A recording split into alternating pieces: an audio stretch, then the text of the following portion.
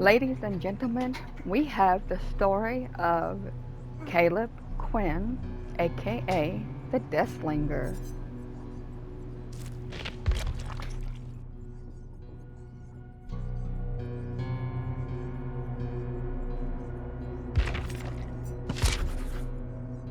Caleb zips round his mother's back, rolling a wooden wheel on a makeshift metal axle. In one move, she steps off the sewing machine's pedal and reaches for the door. "Caleb, you take that thing outside right now." She cracks the door, and the boy bursts out full speed. He skips, left, right, left, left, right, left, emulating the sound of a horse in gallop. He storms down the road, slows when he hears a familiar voice. Father and another man raising their voices. From around the corner, his father marches out, almost crashing into Caleb. "What are you doing out here, my lad?" "Ma told me to take it outside." "No work again today?" His father sighs, smiles at him. No work today." "And what about you? Did you do your reading?" "No, Pop. I wanted you to read to me." How about this? Let's head home and you read to me. Pop can't read to you forever."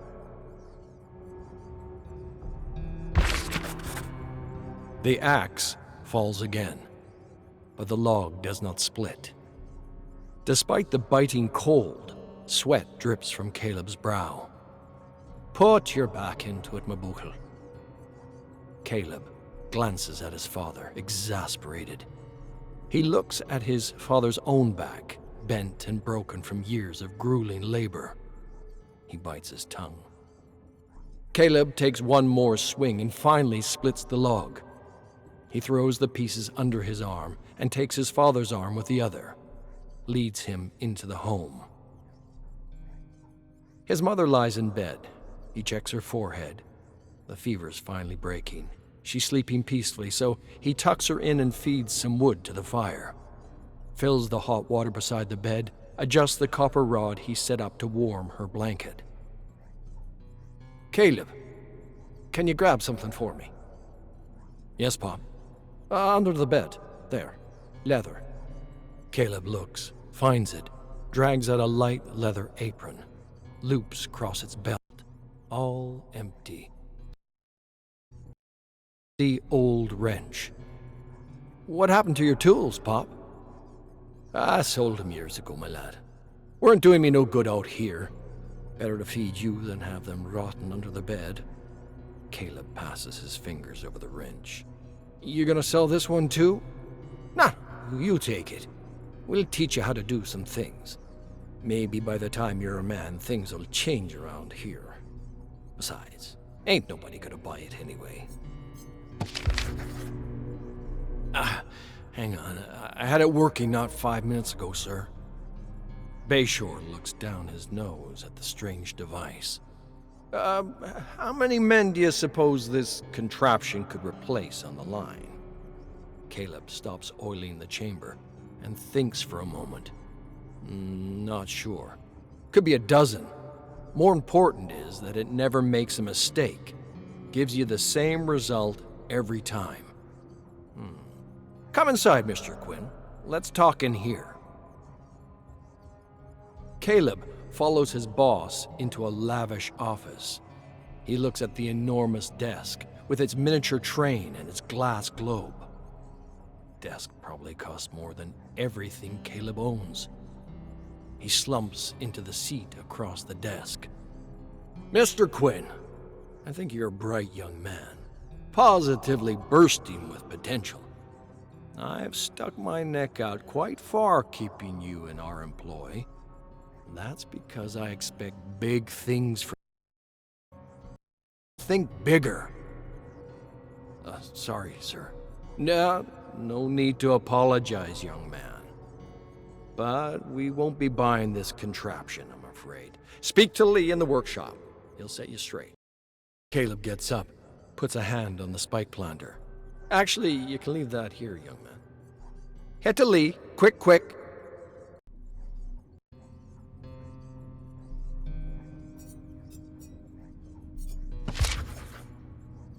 Blood pours out of Bayshore's stomach, spills out onto his carpet. His face is a swollen, broken mess. He spits out a tooth, looks Caleb straight in the eye.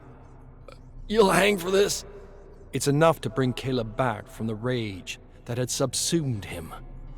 He'd come in here to confront Bayshore. It had been months now of tactical encouragement, driving him to create new inventions, only to tell him they were impractical, all to keep the patents to himself. Sell them for thousands. Bayshore coughs, dribbles more blood onto the wound in his stomach, grabs onto the spike that is nailing him to his enormous desk, limply tugs at it, gives up.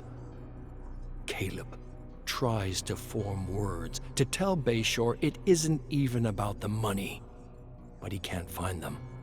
Even battered and beaten, bleeding on the floor, all Bayshore evokes is more fury. All those times he said how lucky Caleb was to even be hired, given his stock. All the times he said he was barking up the wrong tree. All just manipulation. Security finally breaks in the heavy oak door and slams Caleb's face down on the desk, ties him up. They've got the local doctor in tow, who's already tending to Bayshore. Caleb's face is close to Bayshore's, and now he's able to find words to whisper before he's hauled out. "If this kills you, it'll be worth the gallows."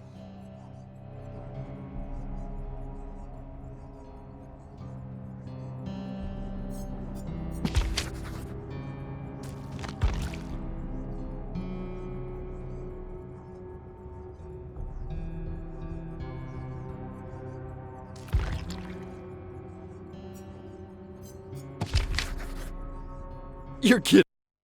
They're just gonna let us free. Not free. But we can work time off our sentences. Just gotta be bad guys. A guard cuffs them, one by one, and leads to the office. They sit in the Spartan room, and the warden briefs them. "A month off each your sentences for each man you bring in. I want 'em alive. Think of this as your penitence." "What's to stop me from just going on the run?" Caleb turns to Declan, looks him dead in the eye. "That ain't how this is gonna go." The warden hands Caleb a paper. The three look at it intently. Rory slowly mouths the words on it. It's been slow going, but Caleb's reading lessons are starting to take. Colorado. Ain't that pretty far? Few days ride, take some horses, a few dollars for necessities along the way. Head out today. If this works, we'll see about getting you more men. Caleb commits everything on the page to memory, places the sheet in his pocket. The three rise from their seats, eager to get to work. "Now, one more thing, Quinn. I had to pull a few strings, but I was able to get you this." The warden places his spike gun on the table. Declan looks at it and is barely able to stifle a laugh. "Hell you call that, Chief?" Death to Bayshore. The Hellshire gang rides behind him, uncharacteristically quiet, even Declan. It had been many days on the road, and they were exhausted. The mountain paths are but this has to be the place. The main street's empty. A bunch of them are at the local theater, which is raucous with laughter and song. Rest of them probably got reasons to hide. Caleb ties his horse at the local saloon, Rory and Declan close behind. They feel the weight of dozens of eyes as they enter the establishment. They sit at the table closest to the door. Rory looks at Caleb, his eyes pleading. "Just one drink." Caleb eyes and shakes his head. Business first. "You folks visiting or just riding through?" Caleb looks at the barkeep, a frail man with a pencil mustache. stop, I hope. Maybe you can help make it quicker. He conjures the crumpled scrap of paper from his pocket. Rodrigo Sandoval. Skipped out of town on a debt. Bartender takes one look at the name on the poster, sees the massive weapon on Caleb's back, goes stark white. He gestures subtly to a table in the back. Caleb stands and approaches the table. 3 men play cards, while the other 2 sit back in their chair. Which one of you is Sandoval? A couple of the men guns, but they've already got Rory and Declan's pistols trained on their heads. None of them talk. No need for this to get bloody, fellows. Supposed to take him alive. The one in the middle leaps out of his chair and tries to tumbles over him clumsily, rolls to the floor and runs for the door. Rory and Declan let loose on the other men, killing them before they can even put a hand on their guns. Rodrigo barely makes it to the door before a terrible crack rings out. The spike protrudes through the front of his thigh and he screams in pain. A harsh jerk of the chain drags him to the floor. Declan turns to the barkeep, cash from the card game in hand. Road. Caleb and Rory ride to the edge of town through the carnage and viscera, the radiance of a full moon their only light. They find an appropriate place, quiet, nice view, small cactus growing nearby. Caleb hands Rory a shovel, and the 2 start digging at the hard, dry earth. The sun pokes over the horizon as they finish digging. Caleb places Declan's shattered, perforated body in the grave.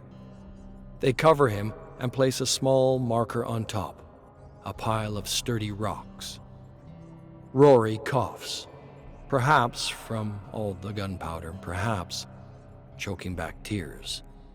His voice comes out even smaller than normal. Should we say something? Caleb looks down at the fresh grave. Never was good with words. That was Declan's thing. The 2 stand in silence for a moment. Caleb counts in his head how many men they've lost. 7. No. 8. Since the Hellshire gang had grown, it was hard to keep track. Not anymore, though. Declan's body was the only one he could even find enough of to bury. A cool gust of wind passes over the site, pushing the last of the night's chill, making room for the sun to bake the earth again. A paper blows in, catches on Rory's leg. He grabs it, picks it up, tries his best to read it. Hey, Chief, this say what I think it says? Caleb reaches for the paper and reads the headline out loud. Henry Bayshore purchased our penitentiary. Every muscle in his head starts to... His hand trembles as he grips the paper, punching his thumb through the picture of Bayshore. Saddle up. We're riding out.